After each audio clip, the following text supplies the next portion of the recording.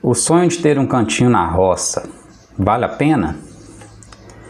Esses dias eu conversei com um cliente que mora em BH e ele tem aí pouco mais em torno aí de 30 anos de idade, uma vida controlada, trabalho, tem veículo próprio, mas ele disse uma coisa interessante e que não é a primeira vez que eu escuto isso. Ele está cansado da cidade.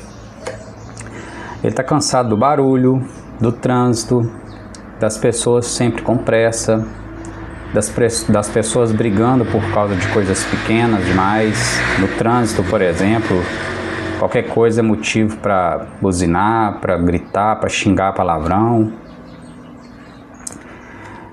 E ele me disse que começou a pensar em algo que muitas pessoas também pensam, que é de ter um cantinho na roça. E essa conversa ficou na minha mente, porque não é um caso isolado. Cada vez mais as pessoas estão pensando nisso, mas a pergunta que fica é: será que esse sonho realmente vale a pena? Hoje eu quero conversar com você sobre isso. O cansaço da vida urbana. As cidades cresceram muito nos últimos anos e cresceram rápido. E isso trouxe muitas oportunidades, mas também trouxe muitos desafios. Hoje, em muitas cidades, a rotina já envolve trânsito pesado todos os dias, barulho constante, pouco contato com a natureza, custo de vida elevado e uma sensação constante de pressa. As pessoas vivem correndo, mas muitas vezes sem saber exatamente para onde estão indo. E chega um momento em que as pessoas começam a se questionar: será que essa vida faz sentido no longo prazo?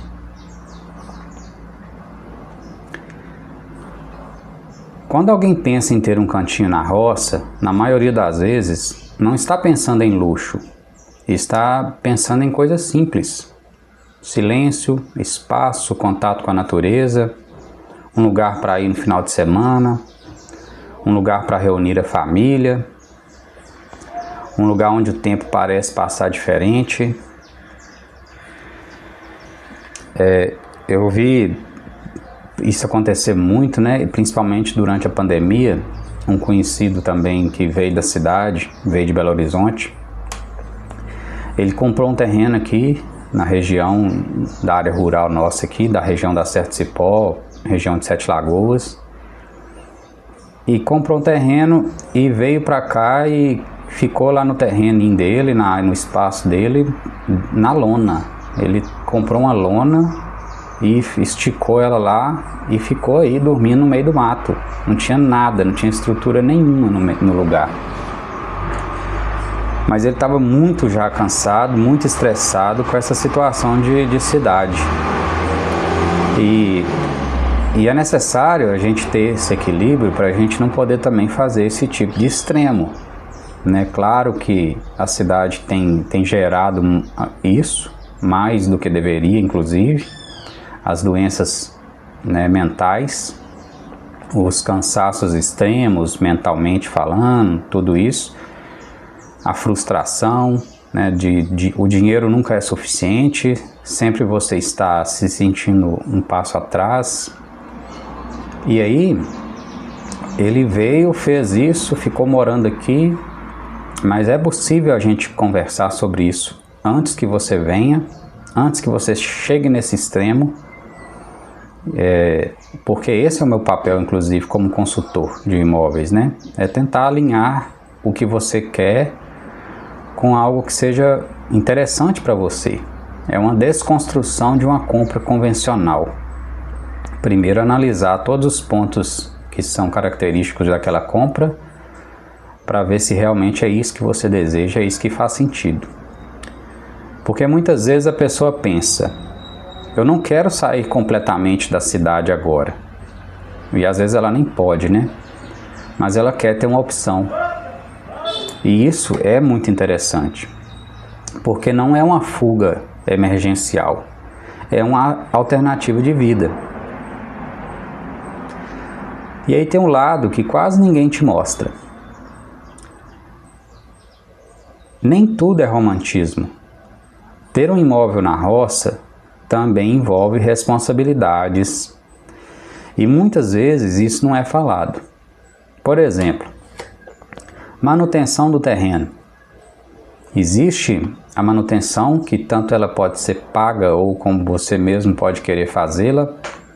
Então isso vai te gerar uma atividade física no final de semana, um cansaço físico, ou gerar um custo a mais na sua vida, porque você vai precisar manter aquele terreno, né? E sim, quando chove o mato cresce, e sim, se você vai colocar gado, né, no terreno, você vai ter problemas de manutenção da cerca, de manutenção do espaço, e isso sim vai acontecer. Então é bom que você saiba disso antes e que você entenda isso antes.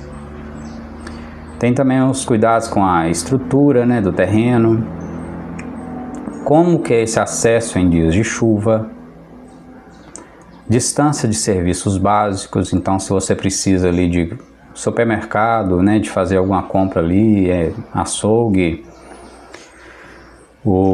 a própria questão da saúde, né, atendimento médico, como que você faz quando você mora em um determinado lugar, como que é esse acesso. Então isso tem que ser analisado antes de você precisar. Segurança, você vai deixar suas coisas lá, e aí? Né? Como que é essa segurança, como que é a sua vizinhança ali, o que que os seus vizinhos falam sobre a segurança naquela área que você comprou.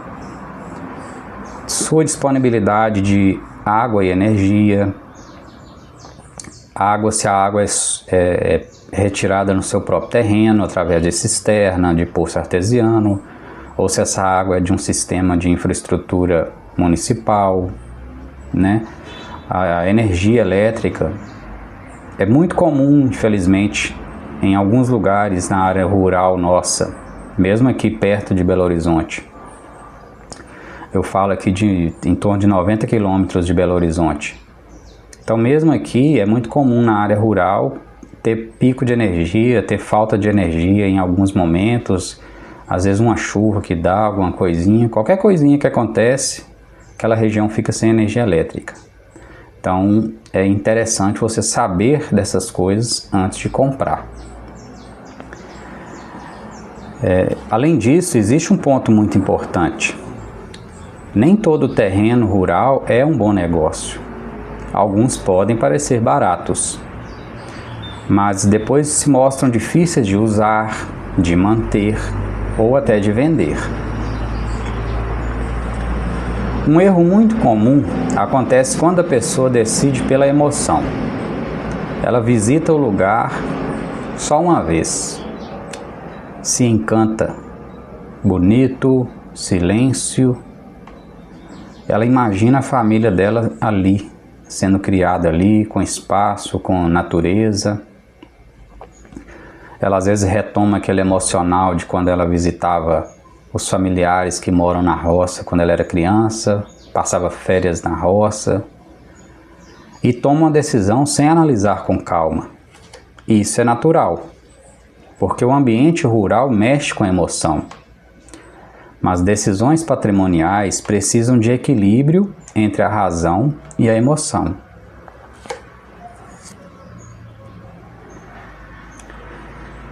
Então, se você pensa em ter um cantinho na roça, existem alguns pontos que precisam ser levados em conta, né? Ser avaliados com calma. Localização. Não é apenas a distância, mas o acesso real. Como que é aquela estrada, como que é aquele acesso real no momento que você vai precisar usar ele, né? É muito complicado medir numa estrada de terra, por exemplo, numa estrada sem asfalto, é muito complicado medir só por distância. E na nossa região, que tem montanhas, que tem serras, também é muito complicado medir só a distância quando você vai fazer quando você está analisando uma estrada cheia de curvas. É muito diferente quando você pega uma rodovia que é reta, que é boa de estrutura, que você consegue manter a velocidade do seu carro, do que quando você está numa estrada muito sinuosa e que você não consegue andar depressa. Então, não é só analisar a distância, o tempo percorrido, a qualidade do asfalto, ou da pavimentação, ou da estrada de terra, tudo isso precisa ser analisado. Infraestrutura de água, energia, internet. Aqui hoje em dia, né, a internet entra também como um fator de trabalho. Muitas pessoas hoje já podem trabalhar sem necessidade de estar presente no trabalho, né, o home office. E a internet é muito importante na hora de considerar isso. Então, como que é o acesso a essas coisas? Água e energia, já falei um pouco sobre isso, né? Documentação, entender exatamente a situação do imóvel. Não é necessariamente você exigir uma certa documentação daquele imóvel, mas é importante você já entrar com essa consultoria, muitas vezes de perguntar para um advogado que tem costume na área, de como que está aquele andamento daquela parte documental do imóvel. Isso faz muita diferença. Uso. Se você pretende usar, né, ir todo final de semana, ou se é uma compra para você ir só de vez em quando, por enquanto, até você ir melhorando essa ambientação sua, né? Isso tudo faz muita diferença também. Liquidez. Essa, sem dúvida, é uma das que as pessoas menos pensam na hora de comprar, principalmente quando compram usando o fator emoção muito maior do que a razão. A liquidez. Sempre que você for comprar um imóvel, mesmo que você tenha um projeto né, um sonho, um desejo de usar durante muitos anos, é necessário sim que você analise a possibilidade de venda daquele imóvel logo no início do momento da compra. Isso faz muita diferença, porque se você precisar vender ou se você mudar de planos, quando você tem um imóvel fácil de vender, tudo fica mais fácil. E por experiência própria eu sei que alguns imóveis, dependendo do preço que a pessoa comprou e da situação de localização e documentação daquele imóvel, ele é praticamente inviável da pessoa recuperar o valor investido nele. Então nem todo investimento é garantido. E esses pontos fazem toda a diferença. Durante muito tempo, o patrimônio foi pensado apenas dentro da cidade. Então um apartamento, casa urbana, e isso gera um padrão de preço, por exemplo, que a pessoa fica com aquilo gravado ali e inconscientemente ela tende a usar aquele padrão de preço para avaliar imóvel rural. E isso é um grande erro. Por exemplo, considerar um apartamento aí de 300 mil reais. É um apartamento pequeno na cidade de Belo Horizonte. Agora, se considerar numa área rural, por exemplo, é possível você comprar uma fazendinha mesmo, uma área, né, aí de 10 hectares, tranquilamente você consegue encontrar por esse preço, considerando algumas variáveis, né, gente? Mas é possível sim, existe. E isso traz a pessoa para uma realidade onde ela imagina assim, nossa, isso é um excelente negócio, eu estou comprando aqui um preço que eu compraria 60 metros quadrados na cidade, eu estou comprando, né, 10 hectares de terra, 100 mil metros quadrados. Isso é muito bom, mas tem que ter cuidado, nem sempre é tão bom assim. Como eu já disse, os fatores que a gente deve analisar. Além disso, né, muitas pessoas hoje já começam a pensar de forma diferente, porque elas querem, além da questão urbana, né, dos benefícios de morar na cidade, mas elas também querem qualidade de vida, um espaço maior, uma tranquilidade. Só quem já dormiu numa área bem rural mesmo sabe como que é o silêncio de uma noite, o tanto que você acorda melhor no outro dia. É totalmente diferente de quem dorme na cidade e está sempre com aquele barulho na cabeça. E porque isso inclui o ambiente rural, né? Não como substituição imediata da cidade, mas como um complemento. As pessoas que fazem boas escolhas nesse tipo de compra geralmente têm algumas características em comum. Por exemplo, elas não têm pressa de escolher, elas analisam bem, elas visitam mais de uma opção. Então isso é cientificamente comprovado. Para a gente ter um parâmetro de comparação, é necessário que a gente vá pelo menos em 2 imóveis, no mínimo isso. E isso, a pessoa que compra de maneira emocional, a gente não vê isso acontecendo. Ela chega, já vê o imóvel, acha que aquilo é uma maravilha e já fecha negócio. Então isso é um erro, sem dúvida, porque o deslocamento até aquele lugar, a logística de trabalhar naquele lugar, tudo isso tem que ser considerado. Então, visitem vários imóveis, pelo menos 2 ou 3. Não comprem na primeira visita. As pessoas que compram bem, né, elas entendem muito bem o que estão comprando. E, principalmente, elas não compram apenas pelo preço, elas compram pelo contexto. O sonho de ter um cantinho na roça é legítimo e pode ser muito positivo, mas ele precisa ser sustentável, precisa caber na sua rotina, na sua realidade financeira, no seu momento de vida, porque um bom imóvel não é aquele que parece bonito no dia da visita, é aquele que faz sentido ao longo de anos. Talvez o desejo de sair da cidade, de buscar mais tranquilidade, de estar mais próximo da natureza, não seja apenas um sonho.